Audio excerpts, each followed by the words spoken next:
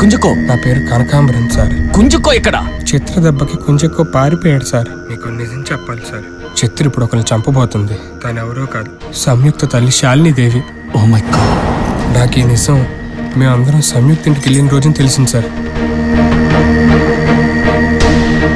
ఈ నిజం నేను సంయుక్తకి చెప్పే లోపే చిత్ర ఓ దక్క తప్పక్క పాపం సంయుక్త అనాథైపోయిందక్క. అక్క అక్క అక్క చెప్తావా? నేను చెప్పనక్క. నేను చంపేస్తాను, దానికి వెళ్ళి చెప్తావా?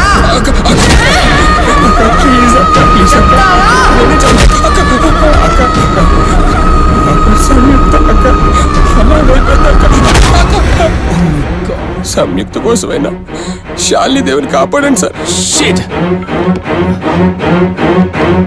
సువర్ణ, చిత్ర చేతిలో ప్రాణాలు కోల్పోయేది ఎవరు కాదు, శాలిని దేవి. చిత్ర తను చేయాలనుకున్న పని చేసి తీరుతుంది. ఒకవేళ అదే జరిగితే ఈ మర్డర్ మనందరి మెడకి చుట్టుకుంటుంది. అలా జరగడానికి వీల్లేదు సువర్ణ. ఎలాగైనా సరే శాలిని దేవిని సేవ్ చేయండి. నేను ఇప్పుడే బయలుదేరి అక్కడికి వస్తున్నాను. Quick quick.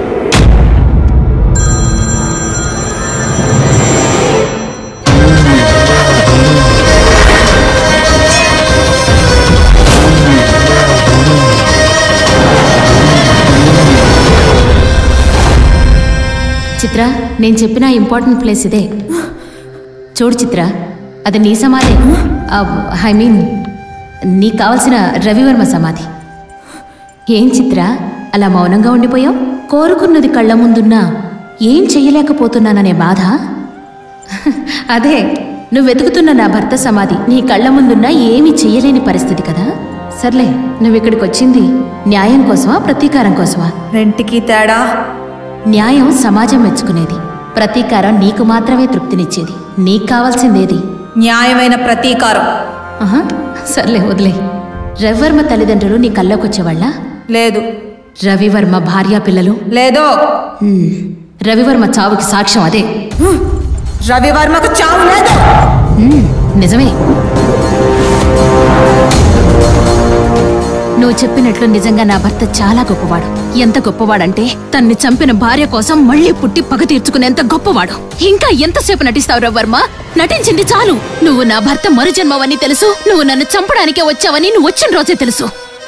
అయితే అన్ని తెలిసే డ్రామాలు ఆడుతున్నావంటే సింపతి కోసమా?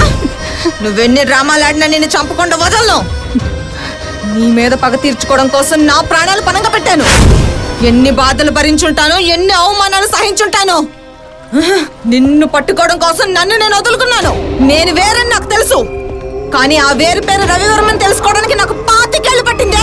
రాజాల దర్జాగా బతకాల్సింది నన్ను అర్ధాంతరంగా చంపి నా జీవితాన్ని నాశనం చేసావు కదే. నా బిడ్డను మోస్తున్నావని తెలిసి ఎంతో సంతోషించాను, కానీ తన నుంచి నన్ను దూరం చేసి నా ఆశల్ని నాశనం చేసావు. ఎంత చేసి నిన్ను అంత సులువుగా చంపను. నీ ఒంట్లోంచి ఒక్కొక్క నెత్తురు బొట్టు రాలాలి, నా సమాధికి అభిషేకం చేసుకోవాలి. నేను చేసిన తప్పే నువ్వు చేయదు రవివర్మ. నువ్వు సంతోషపడ్డ నిమిషాలు గుర్తున్నాయి, నువ్వు సుఖపడ్డ క్షణాలు గుర్తున్నాయి, నీ చావు గుర్తుంది, నిన్ను చంపిన నేను గుర్తున్నాను. కానీ నిన్ను చంపడానికి గల కారణం గుర్తుకు రాలేదా రవివర్మ? నీకు తెలియని రవివర్మ గురించి నీకు చెప్పమంటావా? వింటావా?